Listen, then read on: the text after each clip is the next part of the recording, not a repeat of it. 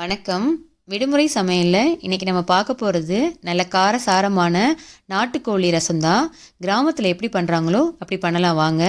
1/2 kilo நாட்டுக்கோழி எடுத்து clean பண்ணி வச்சுருக்கேன். 1/2 கப் சின்ன வெங்காயம், 2 ஸ்பூன் மல்லி, 2 ஸ்பூன் மிளகு, 2 ஸ்பூன் ஜீரகம், அந்த கோழியில் உள்ள முட்டை, 15 காஞ்ச மிளகாய்.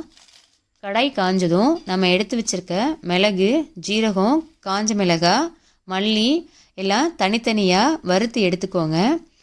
கிராமத்தில் இந்த மாதிரி வறுத்து எடுத்து அம்மியில் அரைச்சி இந்த ரசம் வைப்பாங்க.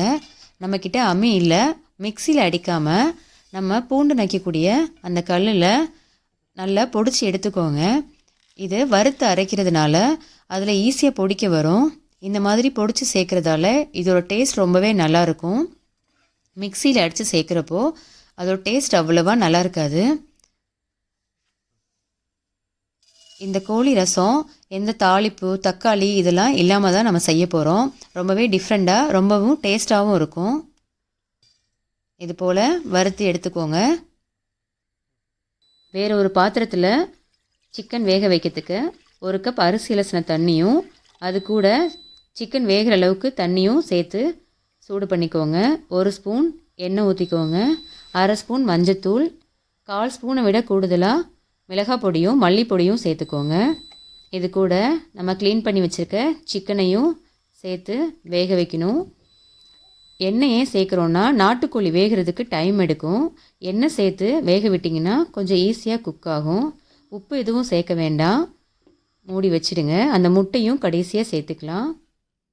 நம்ம வறுத்து வச்சுருக்கதை பொடிச்சு எடுத்துக்கலாம்.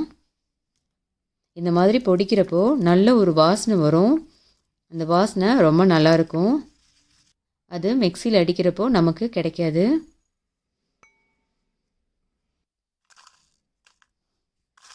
இந்த நாட்டுக்கோழி ரசம் குழந்தை பிறந்தவங்க, உடம்பு வலி, சளி பிடிச்சிருக்கவங்களாம் சாப்பிட்டா ரொம்பவே நல்லது. இது மாதிரி பொடிச்சு எடுத்துக்கோங்க. சின்ன வெங்காயம் இது போல் இடித்து எடுத்து வச்சுக்கோங்க. நல்லா கொதிச்சிட்ருக்கு. சிக்கன் ஒரு 1/2 வேக்காடு வெந்துருச்சு. இது கூட நம்ம இடித்து வச்சுருக்கிறத சேர்த்து கிளறி விட்டுடுங்க. இப்போது இது கூட தேவையான அளவு உப்பு சேர்த்துக்கோங்க. சிக்கன் கொஞ்சம் வெந்த அப்புறம் உப்பு சேர்த்துக்கிட்டா நல்லாயிருக்கும். பாருங்கள், நல்லா வெந்துடுச்சு. இது கூட நம்ம எடுத்து வச்சுருக்க முட்டையை சேர்த்து வேக விட்டுடுங்க. நல்லா வெந்துடுச்சு முட்டை. பாருங்கள், சிக்கனும் நல்லா வெந்து வந்துடுச்சு. இந்த ஸ்டேஜில் இதுக்கு 2 ஸ்பூன் நல்லெண்ணெய் சேர்த்து ஒரு 2 நிமிஷத்தில் ஆஃப் பண்ணிவிடுங்க. அவ்வளோதான், கிராமத்தில் பண்ணுற மாதிரி நாட்டுக்கோழி ரசம் ரெடி. இது மாதிரி நீங்களும் ட்ரை பண்ணி பாருங்கள்.